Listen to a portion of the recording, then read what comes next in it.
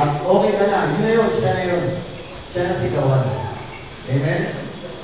So, yung pinag-pray mo, pero ako, honestly, wala pa akong pinag-pray. Kaya alam ko nung pag may dumating, hindi yan yun. Hanggang hindi ako nag-pray. Hindi yan yun. Kahit sinasabi ng puso mo, uy, yan na yun. Hindi yan yun. Di ba ako nag-pray? Di ba? Kasi hindi pa rin na ready. Kailangan. Tapos ka na mag-aral, tapos ka na, nakatulong ka na sa pamilya mo, sa magulang mo, everything. So, paano kung 50 years old ka na natapos nun? Depende din. Okay? So, at least kahit paano, nandun ka na, okay ka na, nasettle mo rin mga dapat mong settle. Diba? So, that's it. So, number 3. Ang pag-ibig ay hindi nakakapula.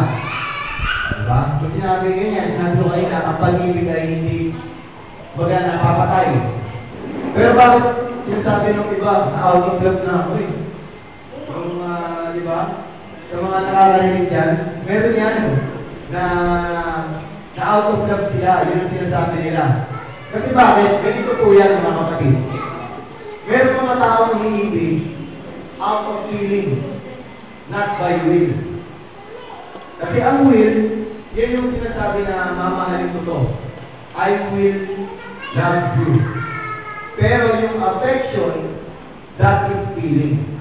Nararamdaman mo lang. Sinasabi mo mahal mo kasi yung feeling mo, okay kayo. Pero yung feeling ng babago, yung sabi sa Jeremiah. Diba? So, lumipas yung ilang taon, parang hindi ko na-feeling na. Hindi ba na yung feeling ko, parang ang feeling ko, ayoko na sa'yo ah.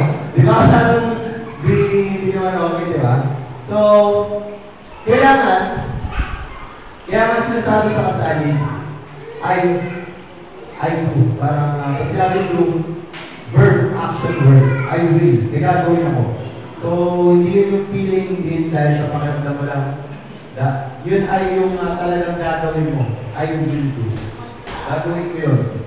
Regardless kung ano yung aking nararamdaman. Kaya, ito pag sinabing love, it is unquenchable. Hindi siya nakakapula. Parang pag-ibig ng Panginoon sa tao, hindi nakakapula. Sabi dito sa Psalms 136. Ito. Psalm 136. Yung sinasabi ko na, His love endures forever. Diba? Ang pag-ibig po ba ng Panginoon ay lumilipas, mga kapatid? No. Ito sabi dito, sa verse 2 ng chapter 136, sabi, O magpasalamat kayo sa Diyos ng mga Diyos, sapagkat ang kanyang tapat na pag-ibig ay magpakailanman. Diba? May forever ba? May forever. May forever. There is eternal life. Diba? Life naman to. Pero may salitang eternal. May forever. Diba? Love endures forever. Ang sabi sa 1 Corinthians chapter 13, verse 13, ang sabi, ang lahat ng kaalaman ay lilipas. Pero may tatlong bagay na mananatili magpakailanman. Ano po yung tatlo na yun na mananatili magpakailanman? Yan. Ang mananatili magpakailanman, ito po yun mga kapatid. Faith, hope, love. Isa pa. Faith, hope, love. Isa pa. Faith, hope, love. Yan yung mag-endure forever. Kasi hanggang lagi may pag-ibig at mayroong pag-asa at may pananampalataya. Yan ay yan yung mananatili magpakailanman. So love endures forever. Kaya huwag tayo magpapadaya sa ating kalaban. Wala, di mo naman talaga kaya mo magawin sa relationship na yun eh. Iwan mo yan. Siyempre, ikaw, mahal mo. Di ko gagawin yun, mahal mo yung tao eh.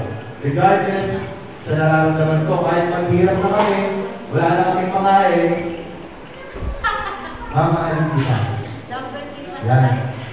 Kapag sinabi mo, may nakita ako sa post sa Facebook, ang sabi doon, mahal, Wala na tayong bigas. Sabi ng lalaki, don't worry man, love will keep us alive. Diba? Parang yung sagot niya, huwag mag-ibig. Tapos sasabihin rin sa mga papakain ba ako ng pag-ibig mo? Kasi, diba? So, kailangan, balance. Kung kailangan magtulong ka dyan. Diba? So, biro lang mga kapatid. Siyempre, yun naman yung sinasabi ko, kapag pupasok ka sa isang relasyon, dapat ready. Ready na, at go ka na, at kaya mo na, so that is the right time. Pero may time talaga na maghihirap lahat ng panahon. So, gagawa kayo ng way, okay mo na ako yun. Huwag natin pagawain yung pera. Magtulungan tayo, tulungan mo ako. Kasi, pares naman natin ayaw ko eh, di ba? Ayaw natin na ganito yung sitwasyon. So, huwag natin pagawayan. Mag-isip tayo ng solusyon. Diba? Huwag mo susuluhin. Huwag mo rin aminin. Pero tulungan tayo kasi baka may idea ka na maganda at may idea ako na maganda. 1 plus 1 equals 3. Synergy. Yay! So, yun yung power kapag meron unity. We burst. 1 plus 1 equals 3. Synergy equals unity. Diba? So, merong chemistry. Siyempre, medyo tapos namin chemistry, yun yung magandang halo. Magandang halo ng relationship. Ito, fit sa akin yan. Ako, fit ako sa'yo. So, maganda yung chemistry ng marriage. Diba? Doon, mag-grow lalo tayo. Kahit na, ilang taon na tayo, marami pa tayo gawin sa buhay. Yung magkasama tayo. Diba? Hanggang dulo. So, napakaganda na huwag natin na baliwalain yung pinasok natin na relasyon. Mag-date din tayo. Mag-date din tayo. Kumain tayo ng fishball. Hindi na yung kaya eh. Basta, love will keep us alive. So, balanse lang po mga kapatid. Balanse tayo mga kapatid. So, meron din naman yung time para sa mga anak natin. Huwag natin pwede baliwalain yun. Yung lalabas tayo, kung pamilya, nakain tayo. Kasi mahalaga yun eh. Mahalaga na, ano pa mga kapatid, mahalaga na nape-preserve ang takanan, ang relasyon. Dahil may wawasak talaga yan. Wala nang iba ang busy sa tanan. Yun yung goal niya, sisirain niya yung mga ginagawa ng Diyos na mabubuti. Kaya dapat tulungan natin ang ating sarili, ang ating partner, and you always love one another. At hanggang dulo, love will keep us alive. Amen? So, ano ang application natin? Ha? So, when it comes to pagkakita sa tahanan, sorry uso mo ba yun? Diba? Parang ang pangit eh, diba? Parang pambata, parang high school. Pero, gawin nyo in your way. Kung pakatotoo tayo na ganito, at marami tayong maaaring na pagkayaan natin yung atin. Pero, di ba naman uli? Diba? Huwag niyo nang tadyakan. Diba? Huwag niyo na-reserve mo yan. Kasi ang mga tao, ang mga lalaki, pag-galing ng trabaho, pagod yan. Kailangan, hinahangin ng pagkain. Diba? Ikaw na lalaki, kailangan, ipartner mo rin yung asawa mo kasi nagtrabaho ka, kumita ka. Tungkol sa'yo. Diba? Kailangan, balance lang. Diba? Ano sabi niyo sa Colossians? Diba? So, ayan ha. Napakaya ka. Di pa tayo pumunta sa Colossians. Mas matindi yun. Husband. Wife, submit yourself to your husband. So, submit yun. Kaya, tayo mga lalaki, i-treat natin ang maayos sa mga babae. Dahil deserve nila yun. At mga babae, i-treat din naman natin yung lalaki yung tama. Kasi deserve nila yun. Amen! Palakpakan mo na!